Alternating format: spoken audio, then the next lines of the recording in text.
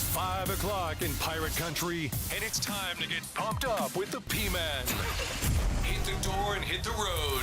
94.3 The Game is going to get you home, and the P-Man's not holding back. Yes! Yes! Pirates win! Pirates win! Bring on the Patrick Johnson Show on 94.3 The Game. Holy mackerel! Oh, my goodness! The flagship station of the ECU Pirates. All right. What are we doing now? What is on the event ledger now? Oh, my show. All right, welcome in, everybody. Patrick Johnson with you. Nice to have you along. Are you on the air? Yes. Just got on. That should be the question everybody sends me on it before they engage me in a text or a call. Don't you think, Philip? They ought to say, hey, are you on the air? Oh, my goodness. You and me both.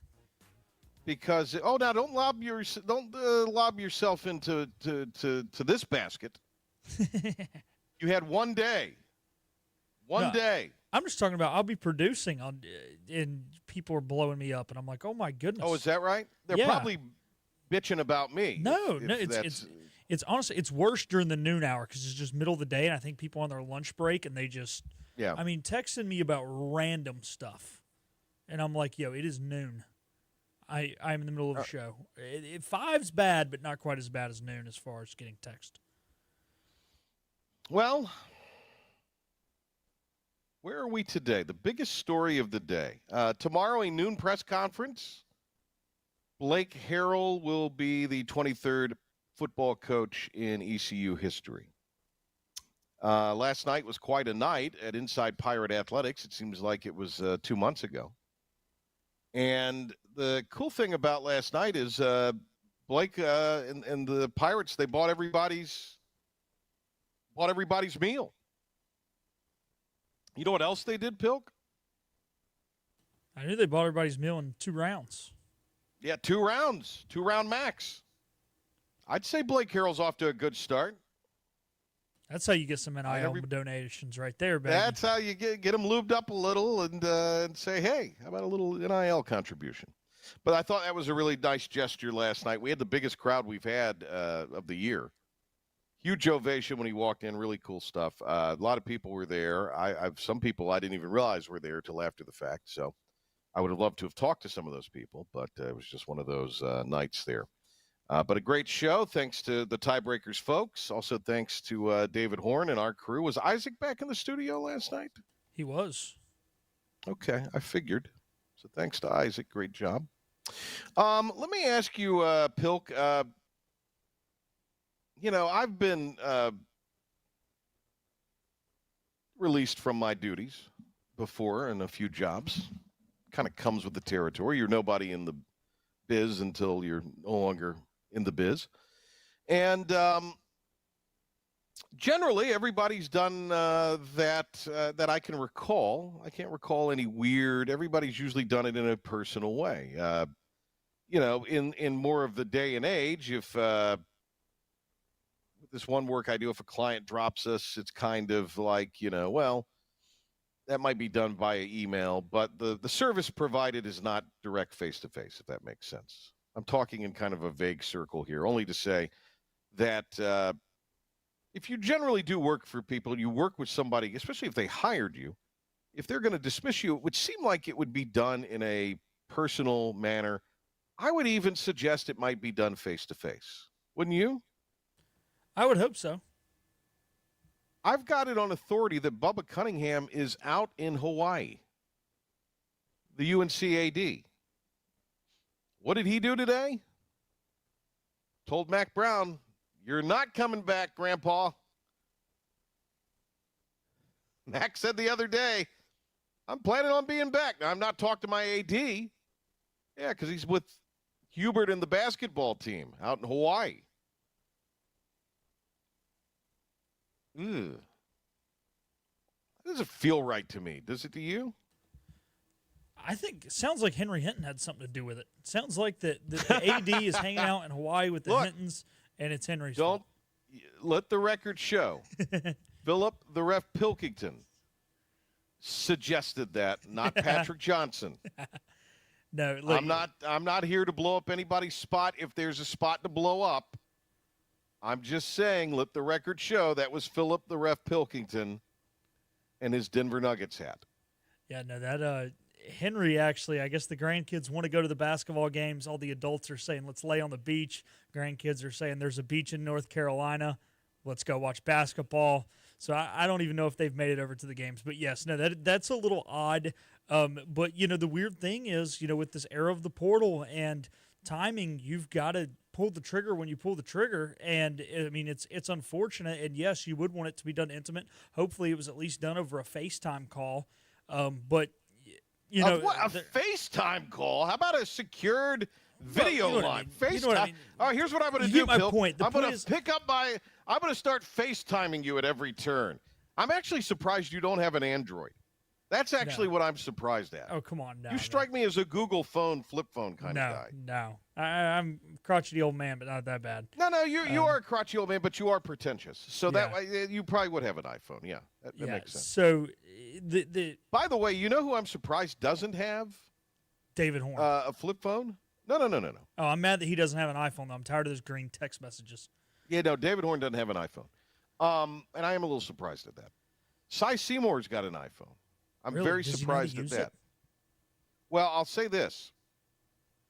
If you were like 30,000 feet in the air and looked out the window towards the earth, you could see what was on the screen. That's how big he's got it blown up. Well, here's the thing. The reason why – so Cy does text, I've noticed. He does. So what it is with the flip phone, you've got to hit certain, like if the button, it's the third letter of the button, you got to hit the button 3 times. Oh, so I know. I think that's the reason he doesn't have the flip phone, and I'm sure he doesn't actually know how to go on the internet on his phone. It's just so that he's got the full keypad. I think is really the reason that he has an iPhone. All right, I'm sorry. As you said, they did it via FaceTime. So what were you going to say before I rudely I was interrupted? just going to say, like. It stinks and it is dumb. I think you should do it face to face, but you got to start interviewing candidates like yesterday for this job because you got to have a whole staff in place by the time the portal opens. And if you're in Hawaii, They're not going to get back till Thursday. I mean, I know, but at the end of the day, you got to.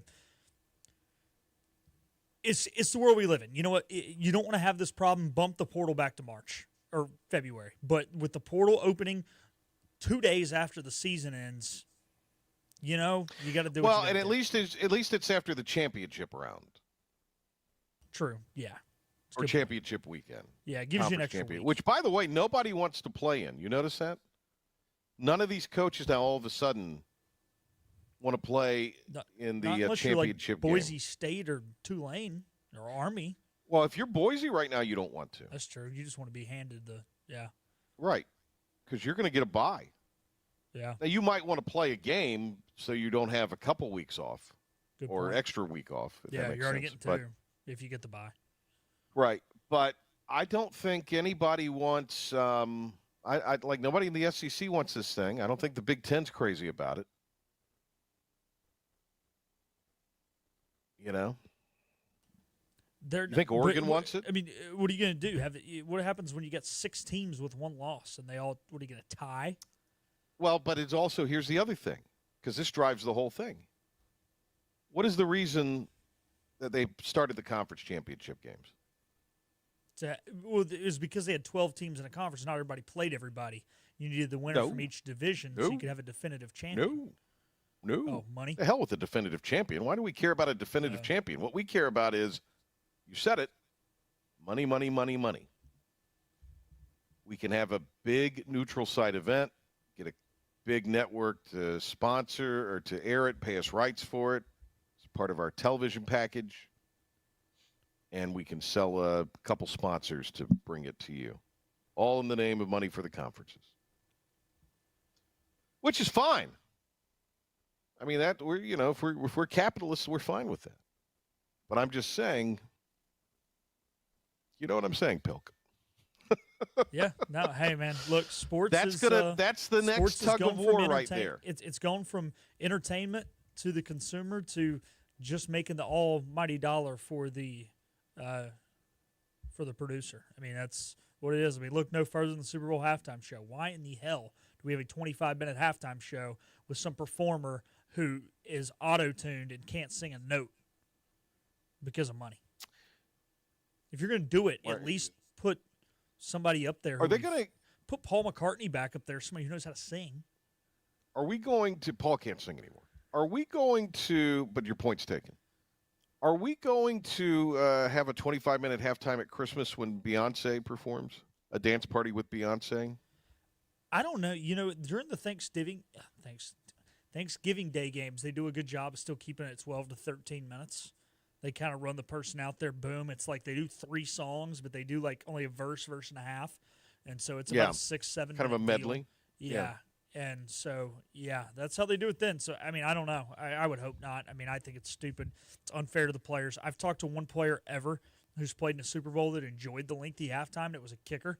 And he was like, well, by the time I walk down the tunnel, because we go out 5 minutes early, I get down the tunnel, I'm like, oh, crap. Well, I got to start turning around walking back anyway so I can be out there in time to stretch. So only kickers like the longer halftime show, as everybody I know that's played in the Super Bowl. So that's kind of a buried lead. Who's the kicker? Jeff Reed, the Steelers kicker when they won the 2 Super Bowls, the 2 recent Super Bowls. Where'd you meet him? Well, he's from Charlotte. Let me. As bougie as you are. Well, he's from Charlotte, and he was a kicking coach for a friend of the family who's got a son who's a few years younger than me. He was into kicking, and he hangs out with family some. We've gone out drinking and stuff. Okay, so. Good guy. Yeah, good guy. Fun to hang out with. Story or two, right? Yeah. There's probably a story or two on the internet that I've seen. Oh, okay.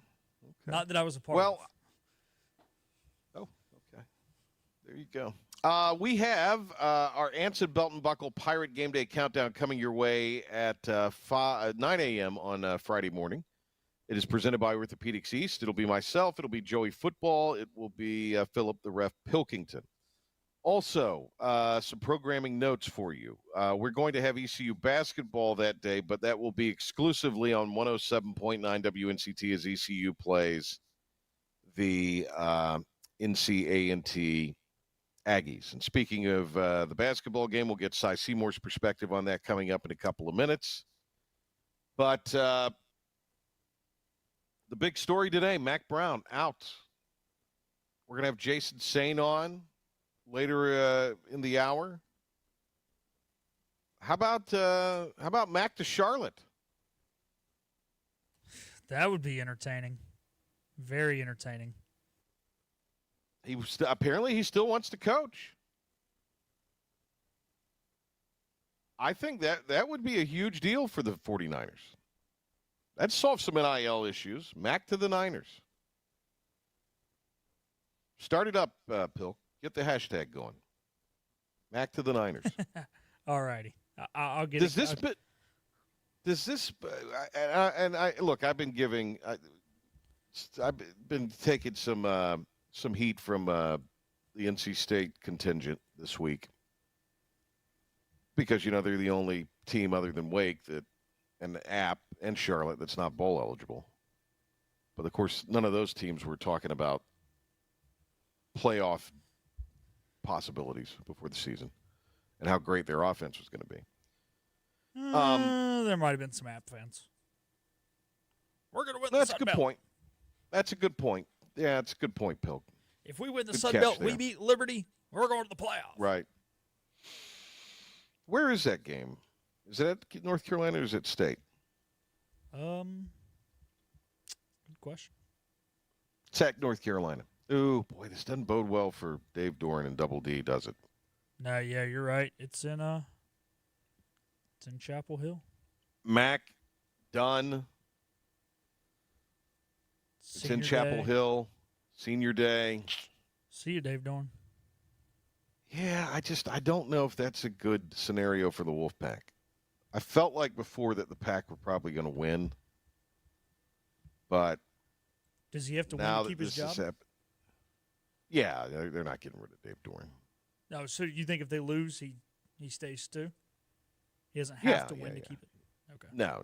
I don't think they're too locked in long term. I know they have all the money in the world.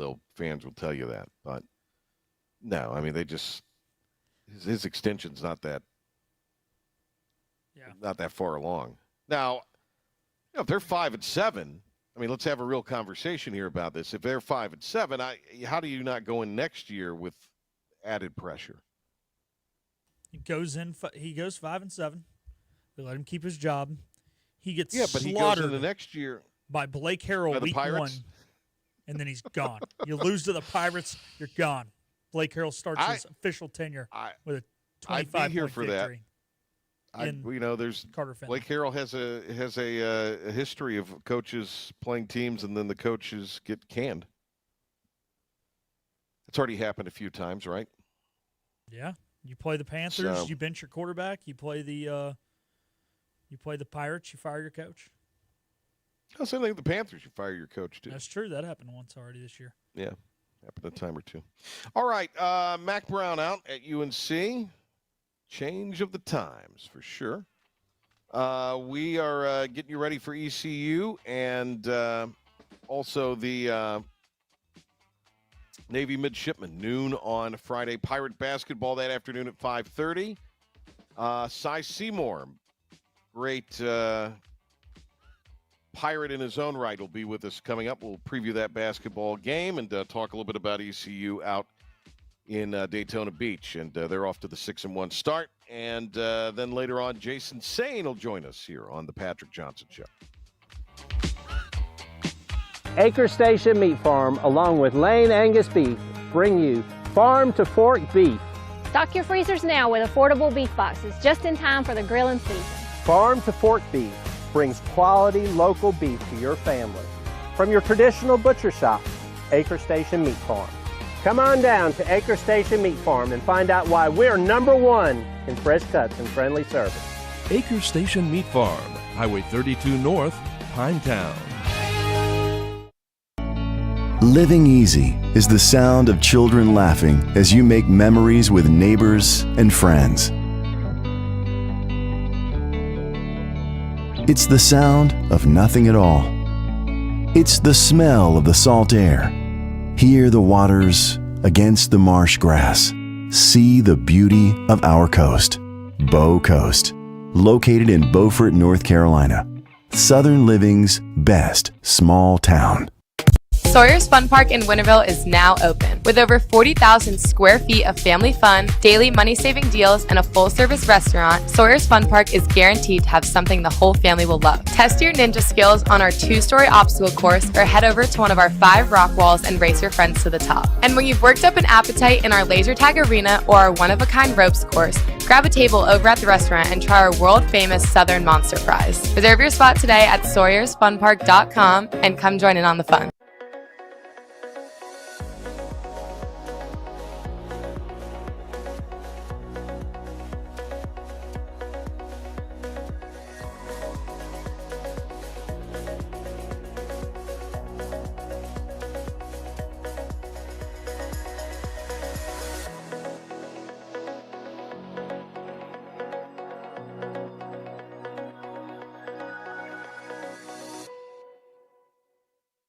Other restaurants claim their food is fresh and fast, but are they friendly? At Moore's, you're treated like family the minute you walk into their doors. With locations in Winterville, New Bern, Swansboro, Morehead City, and Jacksonville. We've been practicing what we preach since 1945. At Moore's, our barbecue is slow cooked and smoked over real wood daily until it's so tender it's falling off the bone. Combined with our fresh chicken, cooked-to-order seafood, and homemade fixins, we're sure you'll agree. If it's not Moore's, it's less. This is about you, your family, and the health of all who live in Eastern North Carolina. This is about the transformation of a health system into something more powerful and more human. About creating new ways to treat disease and keep you well. This is about ECU Health, which is to say, it's really all about you. ECU Health. Minds, hearts, purpose. Taking the rage out of your drive home. You just cut me off, but it's no big deal. Patrick Johnson on 94.3 The Game and the new IBX Media app. Okay, welcome back to the program today. Let me see here. I'll get this set up while we talk to Cy. Something I needed to have mentioned all week and have not. But we have Cy Seymour with us here. Joining us on the Patrick Johnson Show. Cy, of course, wishing you and your family a happy Thanksgiving. I hope it's a good one for you. Well, thank you. I hope it will be also for you. It's a great holiday to give thanks to everybody and give thanks for what we have. And this is a pretty darn good country to live in. So it's a good time, and we need to be thankful. There you go. So, Cy, let me ask you. We got coming up Pirate basketball. Got a big football, basketball doubleheader. And hope a lot of folks will stay over from the football game and head out to the basketball game at 5:30 in the afternoon. So it's got A&T coming in. We'll get into the Aggies in a little bit, but the Pirates go 2-1 in the event in Daytona Beach. So when you look at that, Cy, obviously a disappointing first result against Jacksonville State, but ECU did bounce back and able to take care of business in the last two games. Yeah, I think when you really look at it, they had a good weekend. I mean, you know when you Stetson and Chicago are both good ball clubs, so they're both good wins. You get a hiccup against Jacksonville State, but they're solid. They're good basketball teams. These are all good basketball teams, and you come out of there 2-1. So could it be worse? Yes. Could it have been better? Yes. But when you look at the end of the day, you're 5-1 and coming home, and I think Coach Schwartz got to play guys and see different people, and that's what you do this time of year. And so overall, I think when you look at how ECU started, it's been a very good start for the Pirates. When you look, Cy, at this game, you know, from the event, and R.J. Felton and his performance, I mean, it just kind of continues to astound. He is the AAC honorable mention honoree again for the Pirates, and I mean it's just off to a remarkable start. It just seems like there's not enough that we could say about him. I know he wants to do things to get his teammates a little more involved in talking to RJ some, but just the way he has played, I think, has even exceeded my expectations for what I was expecting out of him this year. He's been remarkable. Well, he really has, and when you look at the conference stats, I mean, he is number 3 in scoring, and then you look again, and in free throw percentages, he and Cam Hayes are at 90% apiece. Cam's at 92, and RJ's at 90. So when you're in big ball games and those guys come up, you got to feel good about what they're doing when they go to the line to end games, and that's your two guards. So that's really important. You look at free throw percentage, like I say, you look at rebounding. He's done a great job on the glass. He's doing so many good things. It's ridiculous. He's in the leaders of offensive rebounding. He's in the leaders of block shots. He's in every category. It's unusual for a 6'2", 6'3" guard to do the things he does. So I always pull out the conference stats this time of year just to see where we rank. And C.J. Walker's having a good year. Riley's having a great year. Cam Hayes, and R.J. Felton leads that. He's just doing a really good job in a lot of categories. The shooting numbers, if you look at the Ken Palm numbers and the other kind of advanced metric numbers, are not good. Right. We're getting close. We're not quite there yet, but we're getting close to the time of year where those numbers start to become the rule rather than the exception. Not there yet. No, you're right, and that's a stat that has to get better. When you're shooting the free throws pretty well, then you've got to get your shooting up. And well, that's what I was going to ask you. I think in this day and age, if you're 70 or better on the free throws as a unit, you can't shoot. Can this get better though? I mean, is it a deal with the looks that they're getting? So. I think it can.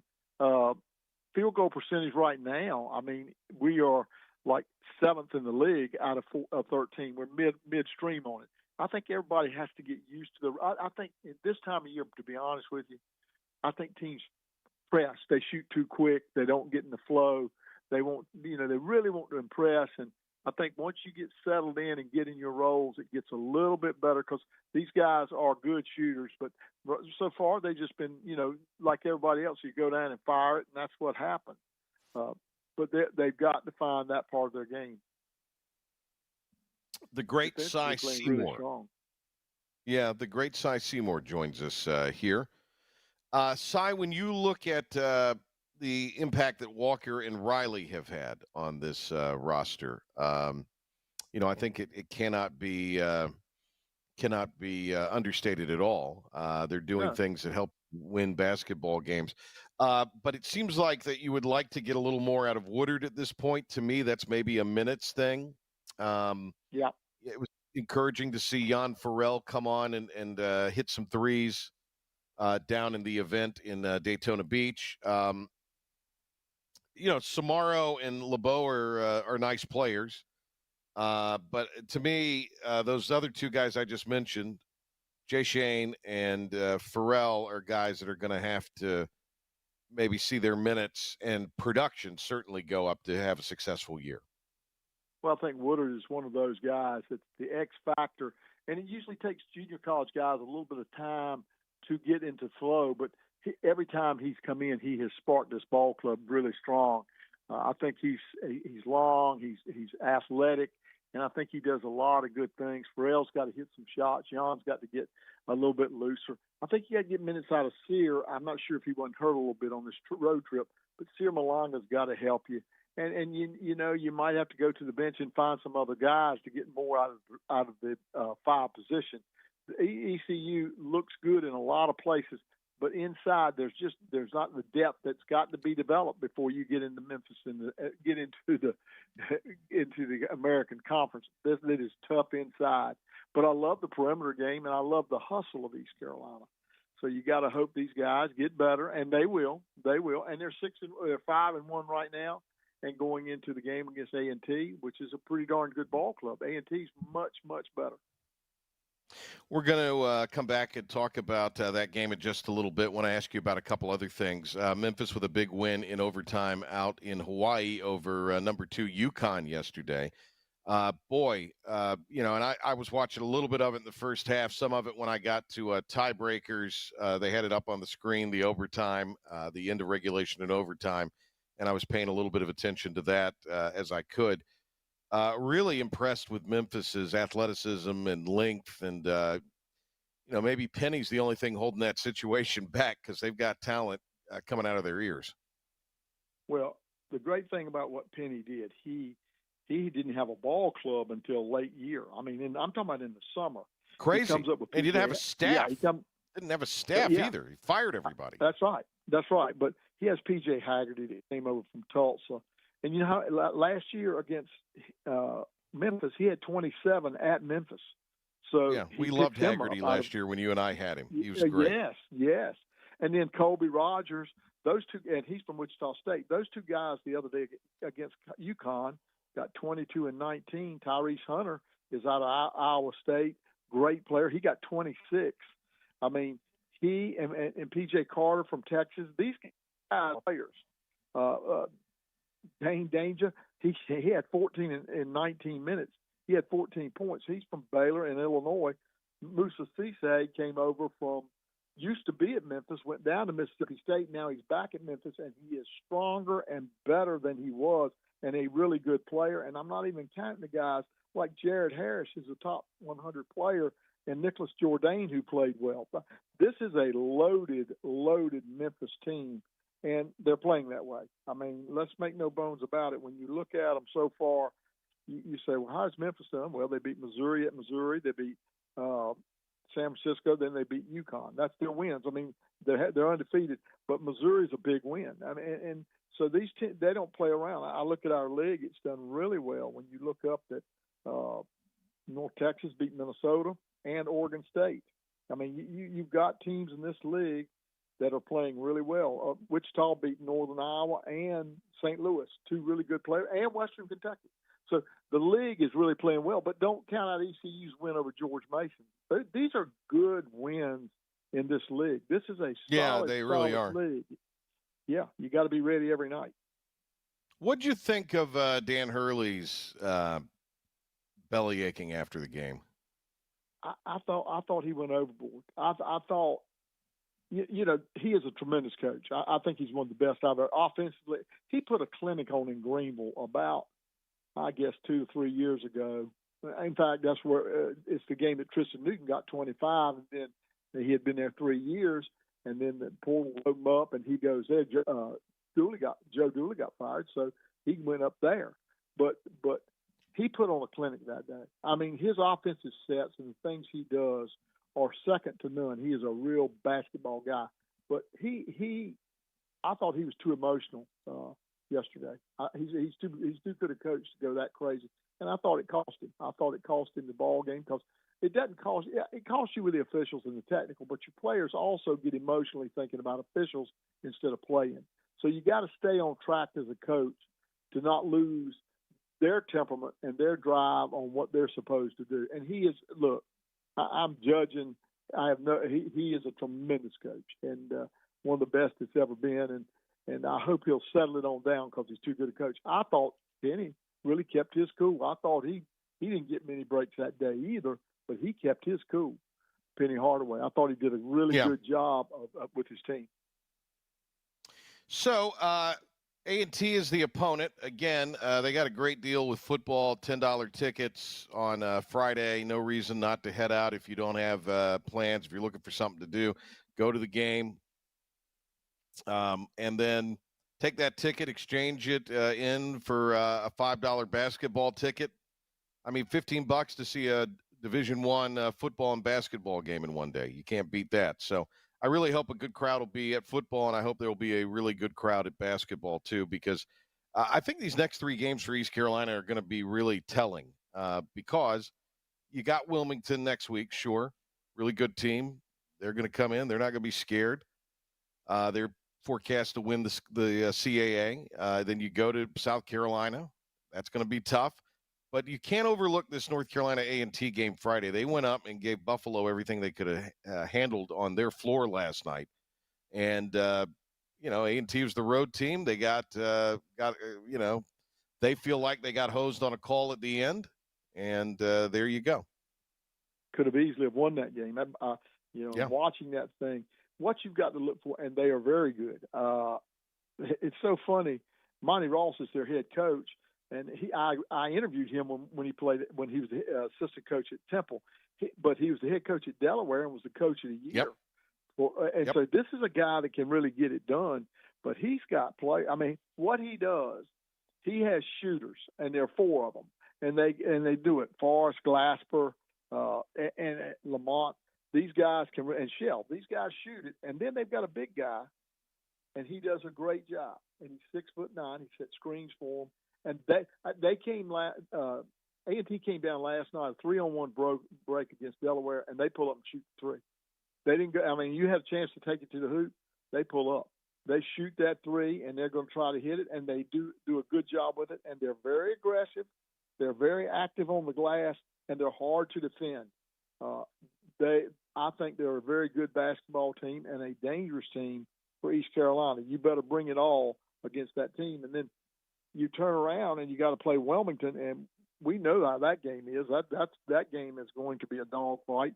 You got a Wilmington team that's well coached. Seidel does a good job with his team, and I think when I think about that game, you know, you're going to have to do things really, really good because Newby is tough, averaging 18 a game. McGriff is 6'9". He's averaging 14. I think this Rose kid from Apex is really special at 6'7". He's averaging 13. And then they have a group of guys that are in the 9-point range and the 7-point range.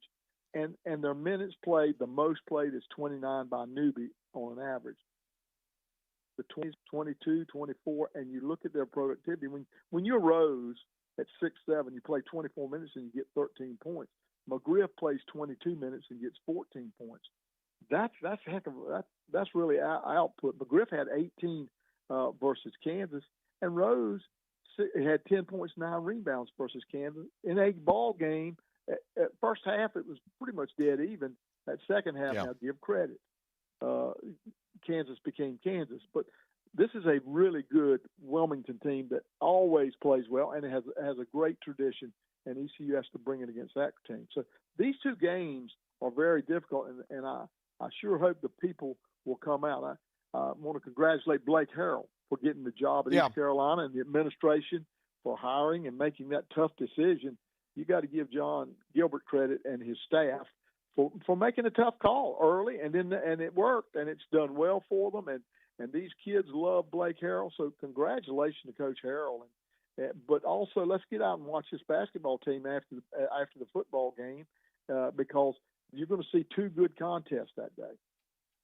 Yep, I think you will. All right, Cy, we've asked everybody this on everything this week. Coaches' calls I've been on, with coaches in different sports, different conferences, political shows, talk shows, this show.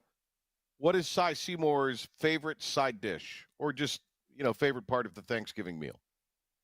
Oh, well, side dishes, I look at Thanksgiving. I'm traditionalist on stuffing, and I like potatoes. I grew up in potato country. I can't help it. It's just in me. Eat cream, I don't boil. It doesn't matter. I'm a basic guy, and I like traditional cranberry sauce on the side. But I'll eat whatever's there. But those things, when you grew up in potato chipping country up in the northeast part of North Carolina, right, you got to love potatoes. So today, Cy, I talked to a coach who told me their favorite dish was a Grand Marnier sweet potato pecan casserole. I want you to pronounce Grand Marnier on the ESPN. Part. Hey, listen, but I don't know about the Grand Marnier, but I'll tell you this. Sweet potato casserole is great. What about Grand Marnier? Well, he's a great guy, too. He's a really great person. Yes, he is. Oh, he's priceless. Cy Seymour. All right. I will see you on Friday, Silas. I'll see you Friday. So well, then look, have good a good, luck and have a great Thanksgiving, and let's try to get 2 victories on Friday. Be nice to go 2-0. Be the cap to a really exciting week. Thank you, Cy. Anytime, Patrick. Have a good one. All right, there he goes, Cy Seymour. Patrick, are you watching I'm not this? even sure. Danny Hurley's losing his cool again. Is he? Yeah. He's a nut. He just got grabbed by an assistant coach and, picked up and drug back. He's the classic little brother, little guy. Yeah, in his Bobby defense, it definitely should have been a foul, but. Well, be that as it may. I mean, you're in Hawaii, dude. You've won 2 national championships. Chill. All right. Here's Pilk. Then we'll get to Jason Sane. Pilkington on Hurley Watch on this 94.3 The Game Sports Update. Yeah, I am, Patrick. Normally we do Pirates first, but since we were talking about it, currently UConn's up 72-71 on Colorado with 20 seconds to go. Buffs do have the basketball, just took a timeout. They have 1 timeout remaining. They will have 15 seconds left on the shot clock, so they cannot hold for the final shot. Looking over now at Pirate Athletics, we'll start with football. John David Baker has been nominated to the Bowles Award watch list that is given to the best assistant coach in all of college football. I guess Coach Blake Harrell can no longer get that since he's been named to the interim. I'm not saying that he's doing a better job than JDB, but, hey, everything's going Blake's way this time. I'd be good giving him that award as well. Pirate Baseball is yet to release their schedule. However, NC State posted theirs today, and it showed that the Wolfpack will travel to Greenville on April the 8th, and the Pirates will return to the state capital 2 weeks later on April the 27th to take on the 22nd, to take on the Wolfpack. UNC announced today that Mac Brown will not return to be the head coach in 2025. He will coach in the season finale against NC State this week. It is unclear as to whether or not he will coach in the team's bowl game. Rice has announced that they have hired their next head coach, as they have hired Scott Bell, the coach at Davidson, and his time there, he has been 47-28 while at the helm of the Wildcats. That will do it for our sports update and Pirate Report. However, we'll give you an update and Colorado makes the basket, so Buff's now up 73-72. I'll stick it here unless they call timeout. Well, and UConn calls timeout. So you have to tune in somewhere else to see the end of that one, as we do have to get to Jason Stain. So that'll do it for our sports update and Pirate Report. We'll be back with Jason Stain on the other side on the Patrick Johnson Show. Hi, I'm D.R. Alligood. And I'm his daughter, Jessica. For 11 years, we have built quality driveways and parking lots for both your residential and commercial needs. We also offer free on-site quotes to have your custom driveways built the way you want. 252-946-1227. Big tax credits are back. Get a 30% tax credit, up to $2,000 off your new Mitsubishi electric heat pump install. Let Comfort Master help you take advantage of the tax credits with a qualifying Mitsubishi electric ducted heat pump or non-ducted Mitsubishi electric mini splits. Mitsubishi electric mini splits are ideal for bonus rooms, garages, or sunrooms. If you need a new HVAC unit, call Comfort Master today. Call Comfort Master. Call Comfort Master. The best burgers around. Everyone loves a thick, juicy, and fresh burger. Tiebreakers does real burgers better than anybody. And don't forget about the cheese sticks, fresh salads, and more. So don't just go to any burger-themed restaurant chain. It's time to break the chain and eat local. Tiebreakers, burgers and sports at its best. Go Pirates! Arrgh! Looking for a great deal on a new Nissan? At Greenville Nissan, we've got a great selection of new Nissans for under $30,000. The stylish Nissan Sentra, offering top-notch fuel economy. The Nissan Altima, known for its comfort and technology. The Nissan Kicks, the perfect combination with its compact design and performance. The Nissan Versa, delivering incredible value without compromising on features. And don't forget the Nissan Rogue, an award winner for 10 years in a row. Drive it home just for $22 down and $349 a month. Visit GreenvilleNissan.com today. Greenville Nissan, where we drive to serve. You know what the problem is with standard belts? Usually you have to choose between too tight or the opposite, too loose. But with Anson Belt and Buckle, you don't have to choose. We got rid of the holes and instead have a track system designed for micro-adjustability. That way you can enjoy a perfect fit every time. Anson Belt and Buckle. Find your perfect fit today.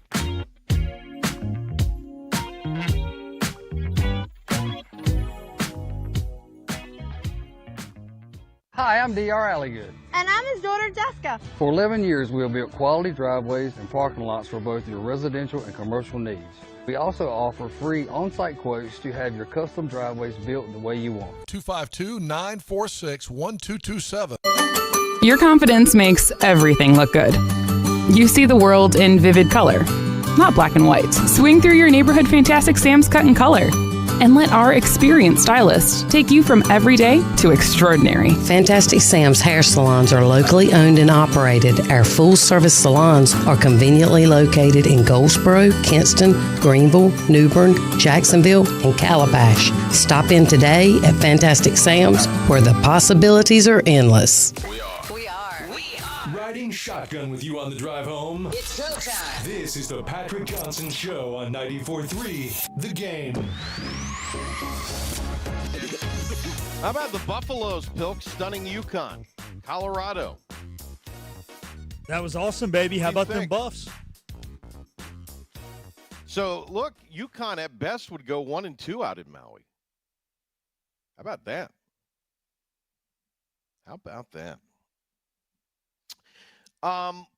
Talked earlier today with Jason Sane. He was the chair of the House Appropriations Committee, and he was the man who also got sports gambling in North Carolina shepherded through and got it legalized, and it's obviously been a roaring success. We talked to him a little bit about that. He's also a big Charlotte 49ers fan, was close with Bitpoji. Do we start with his answer, or do we start with my question to him here? With your question. Okay. So here it is, Jason Sane. We talked with him, and the first topic we broach, of course, is the football coaching situation at Charlotte. Mac Brown no longer at UNC, so now will your 49ers hire Mac Brown? That should be the play, shouldn't it, Sane? Hire Mac Brown. Oh, I don't know about that. And for truthful, and ECU's just gone through it, and now UNC Charlotte's there. I think unfairly. Look, Coach Poggi only got not even a full 2 years, And really, this is his first year with his recruiting class. I think it's much personality with the AD and the coach as anything. Scheduled to win the last 2 games of the season. They did last week in against UAB in Florida. And I was scheduled to go to take the family to Boca Raton and watch, but when they fired Biff, we canceled our tickets. But not exactly happy with that decision. Here was a guy that took went from I think Will Healy was whatever it was 1-11, 1-12. I can't remember the exact number when he got fired. I thought he was a great coach. Just things didn't fall his way that last season. And then Poggi comes in, takes him 3-7. By all accounts, probably would have been 5-7 this year, or 3-9. I'm sorry, 3-9, and then 5-7. And but for a close loss at Memphis, a close one with Carolina. I mean, they played Carolina very well. It very well could have been a winning record. So I think they cut that one short. We've got the NIL money problem that all schools face. But Poggi brought a lot of that NIL money into Charlotte. That goes away. And I know one of the big check writers has already said she's not writing the check. So whoever comes in to coach, if it's Tim Brewster, and I think the world of Tim, there's some other great coaches that they're looking at, but that coach still has the same problem that Biff had. And it's not a lot of support on the NIL side to be able to compete. And that's a tough one for everybody that's in college sports. 2-0 against the Pirates, though. Biff was 2-0 against the Pirates. We know it too well. Well, and to that end, I mean, if you're talking, what could be a great in-state rivalry, I wouldn't call it a rivalry just yet, but it has the makings. It's a rivalry. Well, as far as I'm concerned, it's a rivalry. Yeah. Well, okay, yeah, I think it. But he beat our rivals, right? And went to your house, won. Y'all came to us, we won. Fans love that stuff, and fans love Biff. I mean, we were filling stands, and that's the other issue, right? I mean, I helped them get matching money for the stadium. They asked me to. I fought for it, got it from the legislature on a challenge grant. So $25 million is going to build a bigger stadium, not a new stadium, but build that stadium up. The hell, our stadium is practically new anyway. After 13 years of football, we're very new to this. But now you've taken away the building block that was helping fill those stands. And so it's a little questionable, from my viewpoint. I'll get over it too, like everybody else, but still, it does, cause a bit of chaos at UNC Charlotte on a program that doesn't have a long history. Representative Jason Sain with us here. So let me ask you this really quick. Does that money, that $25 million, I mean, was that connected to Biff in a way? I mean, does that still apply?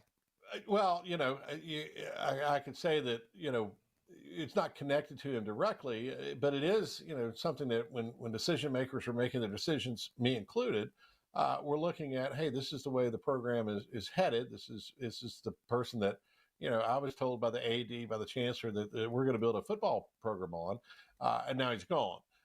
So it is what it is, and obviously I'm going to support my university and always be supportive.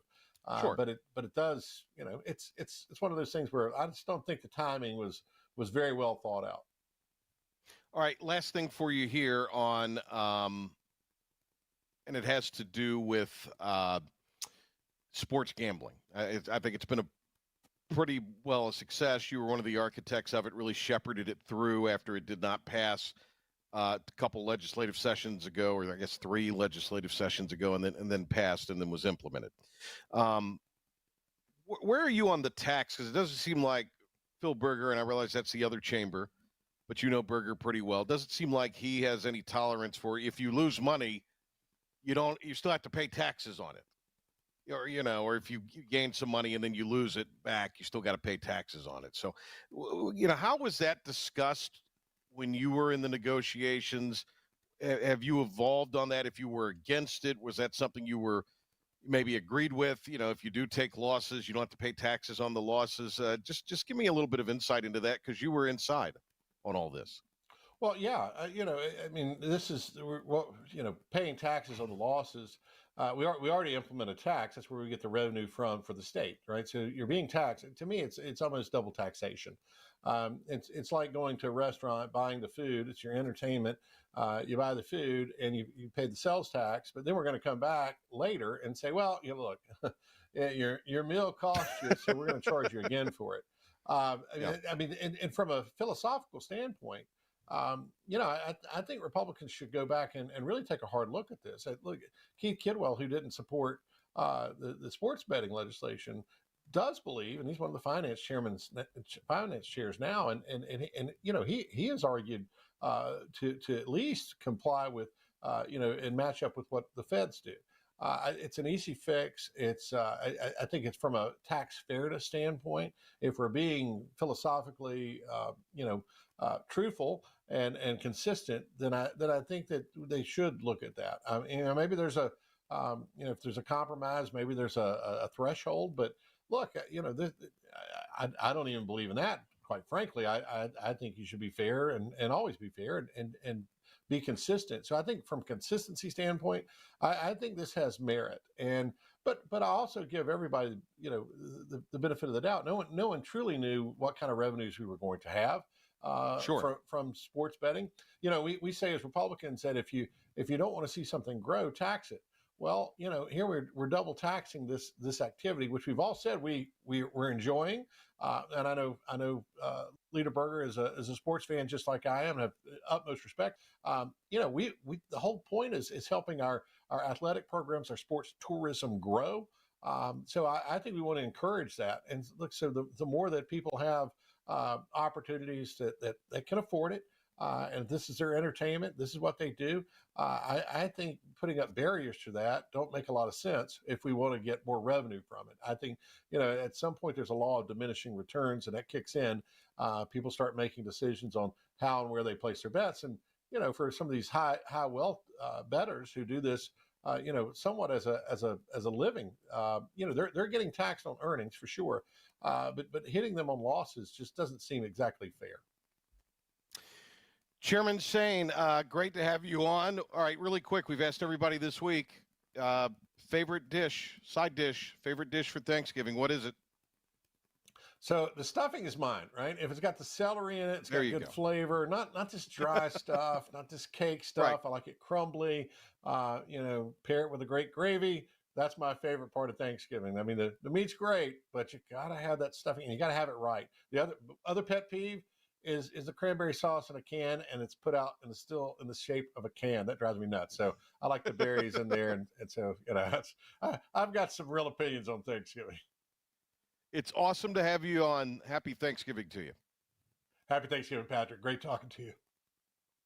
All right, interesting stuff. Thanks to Jason Sain on there being with us. A couple things I take from that. I'm not so sure that $25 million is gonna. That seems a little dicey going to the Charlotte Stadium now, because that was Sain pushing that through for Biff because they were boys, and I think it's interesting that he certainly agrees with me, probably with you, Pilk. I don't want to put words in your mouth. With a lot of people who are participating in sports gambling in North Carolina, with even Governor Wimpy, and I don't ever agree with anything Governor Wimpy has to say. But, I agree with him there. That is, you shouldn't be taxed on your losses in this thing. You're looking at a big sports fan right here. Yeah, if it's over $600 that you win, even if you lose some of that back, you have to get the 1099. So people are just going to quit once they've not even earned $599, but just won in total $599. It's going to discourage people from continuing to gamble. So it's going to cut their. It'll cut regardless their of what your beliefs or political that. side, it's just dumb because people just aren't going to do it. What's the point in having it at that point? Right. All right. Tomorrow, Doug Martin joins us on the program. Paul Cornwell, the Aiden Grifton coach, is there in the third round of the playoffs. It's the Over the River and Through the Woods edition of the PJ Show tomorrow. We'll see you in the morning on Talk of the Town, and then back here tomorrow.